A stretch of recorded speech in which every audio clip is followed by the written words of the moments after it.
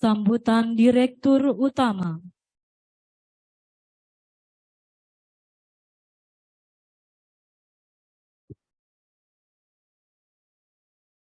Bismillahirrahmanirrahim. Assalamualaikum warahmatullahi wabarakatuh. Teman-teman boleh dalam posisi istirahat. Bismillahirrahmanirrahim. Assalamualaikum. Ulang lagi jadi Assalamualaikum warahmatullahi wabarakatuh.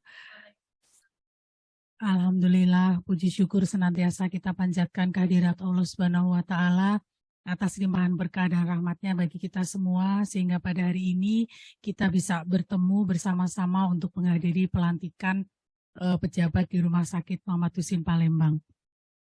Pertama-tama saya ucapkan selamat kepada teman-teman sekalian, bukan selamat karena teman-teman sudah menang atau sudah dilantik ya, tapi selamat karena teman-teman mendapatkan tugas. Ya, mendapatkan tugas untuk bersama-sama kita mengurus Rumah Sakit Muhammad Husin Palembang. Ya, mendapat tugas artinya ini adalah tanggung jawab. Teman-teman tanggung jawab yang tadi sudah teman-teman sampaikan janjinya ya di hadapan Tuhan sebenarnya, di hadapan Allah Subhanahu wa Ta'ala, didampingi oleh para rohaniawan masing-masing sebagai saksi. Artinya apa yang kita perjanjikan adalah sesuatu yang mutlak ya, mesti kita ikuti karena kita sudah berjanji ya. Kemudian teman-teman sekalian, pelantikan ini kita laksanakan, kita selenggarakan sehubungan dengan adanya perubahan dalam SOTK rumah sakit. Ya, dan perubahan SOTK rumah sakit seperti yang kemarin saya sampaikan kepada teman-teman bahwa memang terjadi perubahan yang besar dalam artian bahwa perubahan ini terjadi untuk mempermudah birokrasi. Ya, untuk mempermudah birokrasi, saya ulang lagi. Kenapa perlu ada perubahan ini adalah untuk mempermudah birokrasi.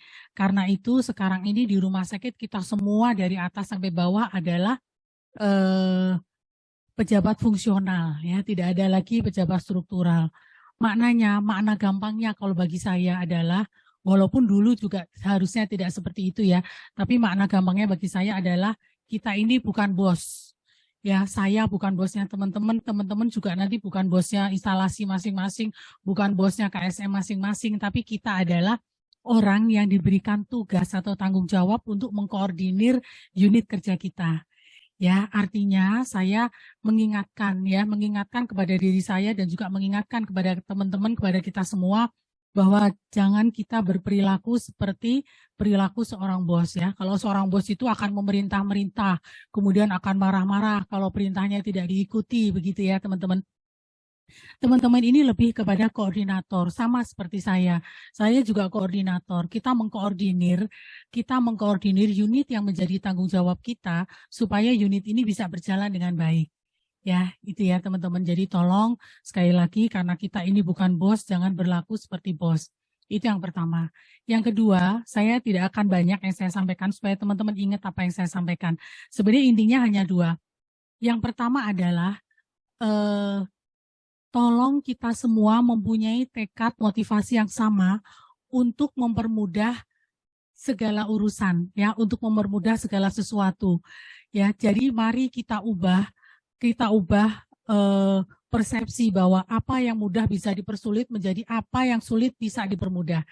Ya, jadi kemudahan-kemudahan ini adalah untuk meningkatkan kualitas pelayanan kita kepada pasien. Ya teman-teman, jadi jangan apa-apa dibuat menjadi sulit ya.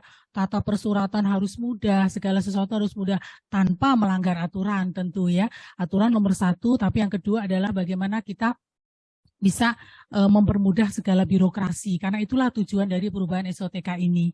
Ya, artinya teman-teman semua harus mempunyai tekad seperti itu. Jadi hal-hal yang tidak perlu untuk menjadi sulit jangan dibuat menjadi sulit. Karena itulah tantangan dari teman-teman ini sebagai leader.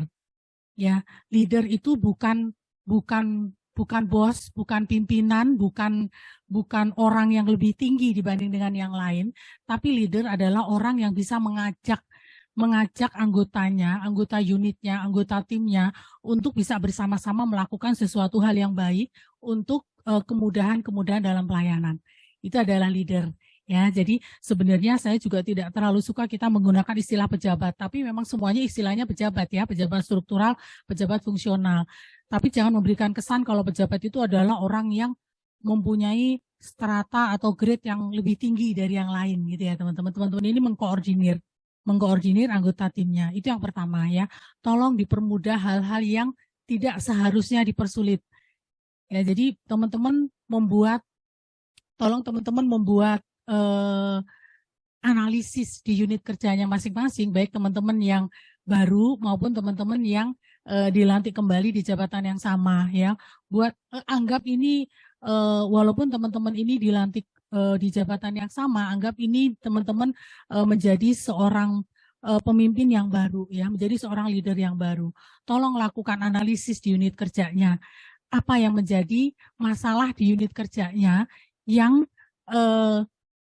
kalau masalah ini dirasakan oleh konsumen kita ya, oleh pasien kita itu akan mempersulit gitu ya. Tolong dibuat tiga hal yang paling prioritas yang menjadi masalah bagi teman-teman. Kemudian teman-teman tolong buat RTL-nya. Ya, nah itu pesan saya yang pertama. Yang kedua adalah kita bersama-sama teman-teman, kita bersama-sama mengubah image Rumah Sakit Muhammad Husin Palembang menjadi rumah sakit yang diinginkan, bukan rumah sakit yang dibutuhkan. Ini selalu saya sampaikan dimanapun ya, karena sampai sekarang kita akui atau tidak, kita masih menjadi rumah sakit yang dibutuhkan, bukan rumah sakit yang diinginkan. Kalau teman-teman tidak percaya, teman-teman yang dokter silahkan melakukan survei kepada 10 pasiennya, ya, survei pertanyaan terbuka. Bapak, kenapa Bapak memilih berobat di Rumah Sakit Muhammad Husin? Apa kira-kira kata pertama yang terucapkan oleh mereka? Ya, sebagian besar mereka akan menjawab, alatnya adanya di sini dok, dokternya adanya di sini dok gitu ya. Bukan karena saya senang banget berobat di sini dok. Kalau suruh milih di sini sama di Siloam atau Caritas, saya akan milih di sini karena paling nyaman.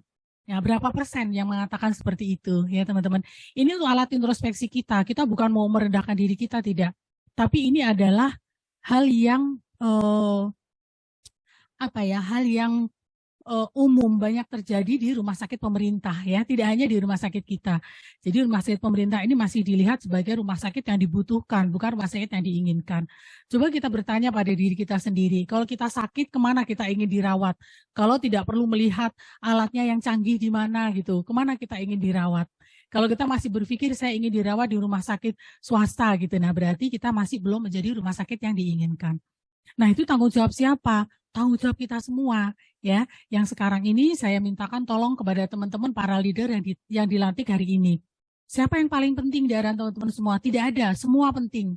Ya, jangan ada yang menganggap bahwa saya ini yang paling penting karena saya kepala unit mayor, karena saya ini unit revenue, karena saya ini tidak ada.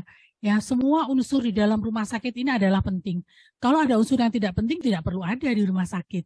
Ya, unit ini ada di rumah sakit karena semua mempunyai kepentingan yang sama. Bukan kepentingan, semua mempunyai peran yang sama, sama-sama penting dari sisi masing-masing.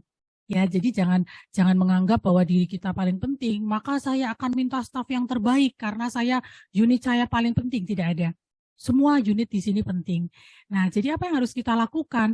Kita harus berkoordinasi, teman-teman, berkoordinasi dengan unit kerja yang lain ya, berkoordinasi bagaimana supaya puzzle di dalam unit-unit kerja ini bisa menjadi suatu gambaran yang utuh yang memberikan pelayanan yang terbaik kepada pasien.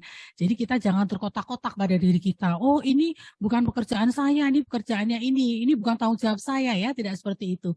Itulah fungsi leader. Oh, saya akan koordinasikan gitu ya. Kalau ditanya oleh pimpinannya atau ditanya oleh pimpinan dari luar, dari Kementerian Kesehatan, ini kenapa begini nih Pak, ini tolong diperbaiki. Ya, kita jangan mengucapkan, oh ini bukan tanggung jawab saya, ini bukan di saya ini ya. Baik, saya akan koordinasikan karena itu fungsinya manajer. Fungsinya leader adalah untuk berkoordinasi.